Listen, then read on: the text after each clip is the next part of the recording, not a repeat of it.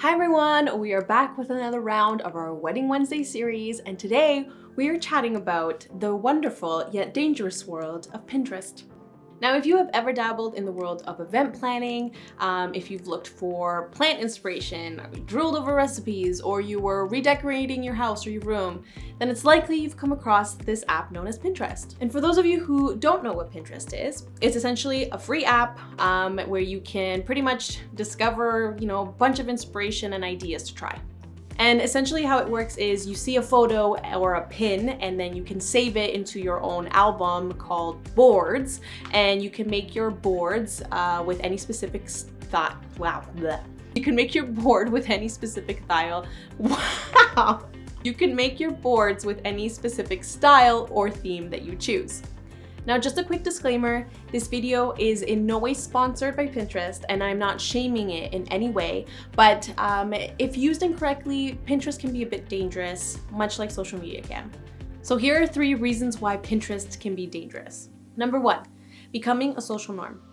Pinterest-like parties or events have become the new social norm, which for some people who love planning parties, there's no problem with that because, we're extra and we just like to throw a party for whatever reason.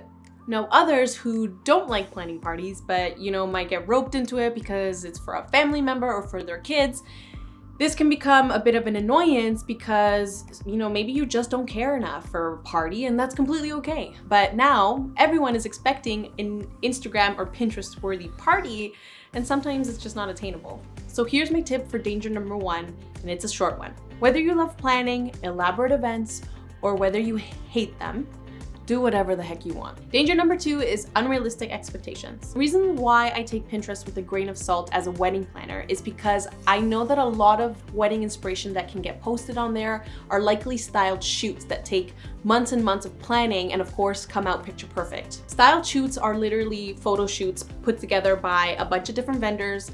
They're all bringing out the big guns and showcasing their best and most beautiful work. So if it's a wedding style shoot, it normally entails decor on one table that's all dazzled up and beautiful. So it has beautiful chargers, vintage glassware, elaborate stationery with gold foil, a 7-tier cake, a beautiful model with an amazing gown. Now, I'm not against styled shoots at all. I think they are so beautiful and it's so artistic, and I cannot wait to plan my own one day. Shout out to any vendors that want to collaborate with me. You can send me a DM. But essentially, these images you see on Pinterest can create a very unrealistic expectation of what you would want your wedding to look like, because you're getting a glimpse at top of the line, luxurious decor that makes for one very, very expensive vision. So for example, the total cost of the guest table all dolled up like that for the shoot might cost you like $500 per table just to make it that pretty. And if you have 15 guest tables at your wedding, you're looking at $8,000 just in decor, not including anything else and not including meals. So unfortunately, this is likely not possible if you are on a budget, and if it is possible, then that's amazing. Let's talk. All right, so here's my tip for danger number 2. Think of 2 things: time and money. Do you have the budget needed to recreate the look you've been inspired by?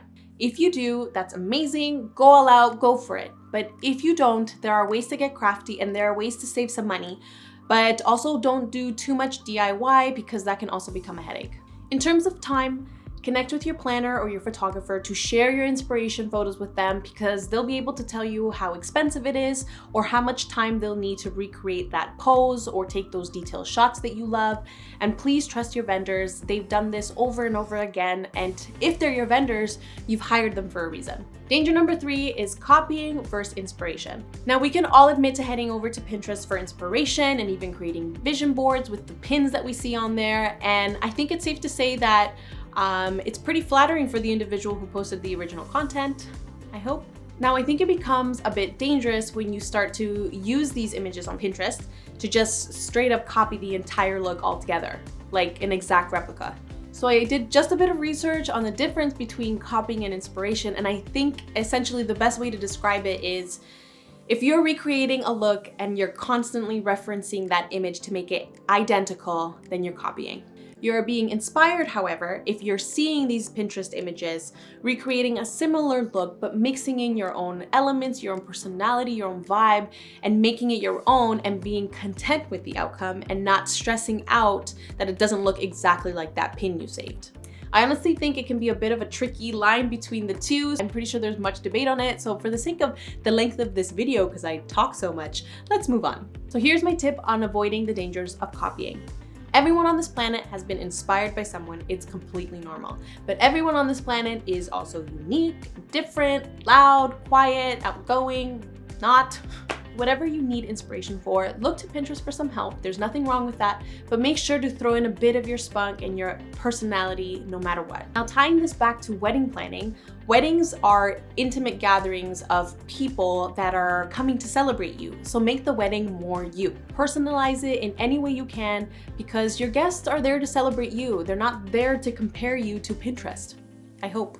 Also, I need to throw this in here because you know I'm a wedding planner, but a benefit of having a planner is for this exact reason. For finding your style, bringing your visions to life, and exploring ways to showcase your personalities to your guests, and it will ultimately elevate your guest experience.